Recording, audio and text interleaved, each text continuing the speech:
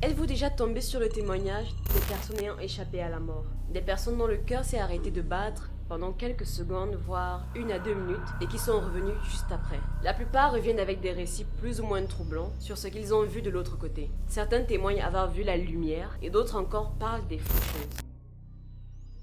Dans l'imaginaire collectif, on associe la faucheuse à un être unique qui vient prendre l'âme des défunts afin de les conduire vers l'au-delà. Elle a l'aspect d'un squelette armé d'une faux. Ce n'est pas tout à fait vrai. Et vous vous demandez sûrement comment je peux le savoir, car aucune personne ayant vu la mort n'est là pour en parler aujourd'hui. Eh bien, moi je n'en sais rien, mais Jamie oui. Son cas est un peu particulier.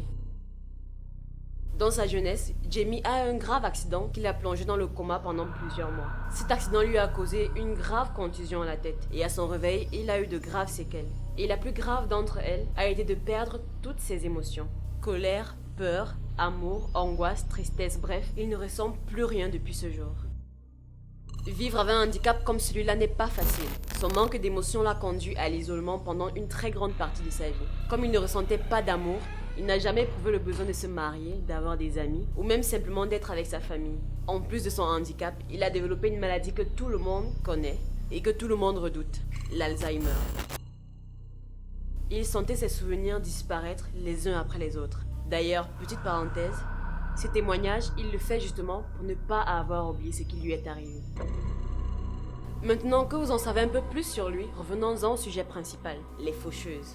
Jamie peut les voir, et elles sont plusieurs, et il n'y a pas la faucheuse, mais les faucheuses. Enfin, il peut les voir, mais tout le monde peut les voir en fait. Et même vous, vous les avez sûrement déjà vues, et pas plus tard que la nuit dernière. La première fois que Jamie les a vus, c'était quelques jours avant d'avoir été informé de sa maladie. Il était en train de regarder la télé seul chez lui, comme à son habitude. Puis il a soudain senti une main sur son épaule, et en se retournant, il l'a vue. Une grande créature, à l'allure squelettique. Contrairement à l'image qu'on se fait d'elle, elle ne porte aucune faux comme arme, mais elle est présente autrement. En effet, le symbole du faux ne sortait pas de nulle part. Ceux à avoir vu ces créatures avant disaient vrai. L'index de la faucheuse était bien plus long que les autres, et était recourbé à son extrémité, ce qui faisait en effet penser à une faux. En le voyant, Jamie a tout de suite compris à quoi servait ce doigt. Évidemment, n'importe qui dans ce cas-là aurait crié, aurait été affolé, aurait essayé de négocier pour sa vie, mais Jamie était resté calme. Il a simplement essayé de lui poser des questions, mais aucun son ne sortait de sa bouche, comme si cette entité le forçait au silence. Il ne pouvait également plus bouger. Paralysé et contraint au silence, je pense que ça aurait traumatisé n'importe qui. Surtout face à une créature qui est censée venir vous prendre la vie. Mais ce qui s'est passé par la suite est insolite. Si insolite que jusqu'à aujourd'hui, Jamie lui-même n'en revient pas.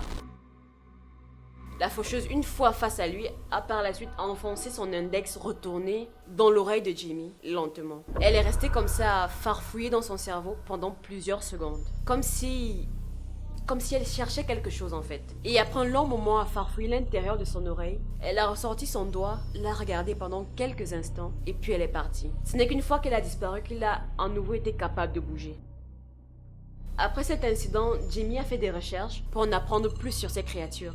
Mais il n'a rien trouvé. Il n'y avait aucune trace d'elle sur internet ou même dans les livres. Il a ensuite cherché des informations en rapport avec leur apparence, mais aucune n'avait le doigt en faux comme il avait vu cette nuit-là. Et bien sûr, il n'était mentionné nulle part qu'à un moment donné, elles enfonçaient leurs doigts dans le cerveau de leur victime en passant par l'oreille. Au bout de quelques mois, il a abandonné les recherches. Et d'ailleurs, depuis ce soir, il n'avait plus jamais revu l'entité. Il s'était dit que certainement c'était sa maladie, donc l'Alzheimer, qui l'avait fait halluciner ce jour-là. Mais au bout de quelques mois, lorsque sa maladie s'est aggravée subitement, il était contraint d'être interné dans un hôpital. Et c'est là qu'il les a revues. Et pas qu'une seule d'entre elles. Et pas qu'une seule fois non plus.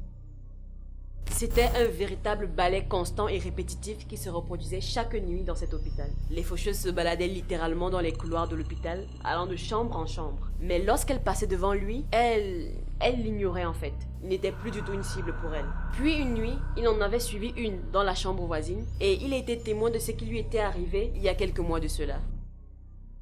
La faucheuse avait enfoncé son doigt dans le cerveau de la vieille dame qui semblait terrorisée. Elle a ouvert la bouche, semblant vouloir crier de toutes ses forces, mais absolument aucun son ne sortait. Son visage affichait une peur inégalée, mais son corps restait stoïque.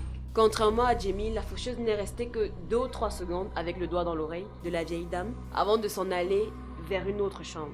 Juste après le départ de la faucheuse, Jamie était persuadée que la dame se mettrait à crier, à gesticuler dans tous les sens ou quelque chose du genre, mais non.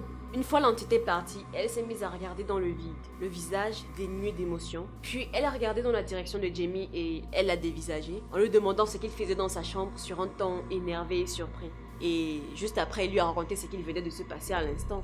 Elle a répondu que Jamie était fou, qu'il devrait rentrer dans sa chambre et prendre ses médicaments. Car l'unique truc qu'elle avait vu cette nuit-là, c'était lui. Tous les soirs donc, il a été témoin des mêmes phénomènes durant la nuit. Les faucheuses rendaient visite aux malades, aux docteurs, aux infirmières, aux jeunes, aux vieux, bref, tout le monde y passait, sauf lui, et personne ne s'en souvenait. C'est étrange, n'est-ce pas?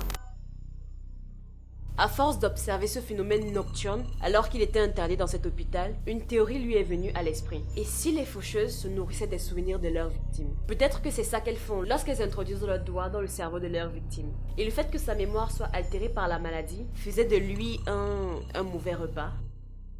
Poursuivant sa théorie, il est allé voir si les autres malades souffrant d'Alzheimer comme lui, présents dans l'hôpital, étaient dans la même situation que lui, mais non. Jamie était donc l'unique qui n'était pas touché et on se demande bien pourquoi. La seule chose qui le différenciait d'eux était son manque d'émotion. Quand on y repense, vous vous souvenez de la vieille dame? Ce soir-là, lorsqu'elle a vu la faucheuse, elle était tétanisée. C'était peut-être ça le deuxième élément. Les faucheuses se nourrissent donc de la peur et de la mémoire. Elles se nourrissent d'abord de la terreur qu'éprouvent leurs victimes, puis se nourrissent des souvenirs de leur passage. C'est pour cela que tout le monde les voit chaque nuit, mais que personne ne s'en souvient. Du coup, les entités se sont mises à l'ignorer parce qu'ils n'avaient aucune de ces deux choses à leur offrir. Une combinaison assez rare qui faisait de lui sûrement un des seuls hommes à connaître leur existence. Mais, il y avait un mais. Même si les victimes ne se rappellent pas du passage des faucheuses la nuit, certainement les caméras auraient pu capturer leur apparition, ou du moins enregistrer les réactions de terreur des patients de l'hôpital. Jamie a donc demandé à la sécurité de lui montrer les enregistrements des couloirs de l'hôpital la nuit. Et il n'y avait rien. Aucune trace de ces entités. Aucun comportement suspect des patients non plus. Comme si leur passage avait été coupé au montage. Personne n'a jamais cru Jamie. Dans un hôpital pour malades mentaux, difficile d'accorder de la crédibilité aux propos d'un patient. Encore moins s'il est atteint d'une maladie qui est censée lui faire oublier ses souvenirs. Alors pourquoi étrangement il se rappelait du passage des faucheuses chaque nuit et de leur apparence? Et vous y croyez à l'histoire de Jamie? Que pensez-vous de ces faucheuses dévoreuses de peur et de souvenirs?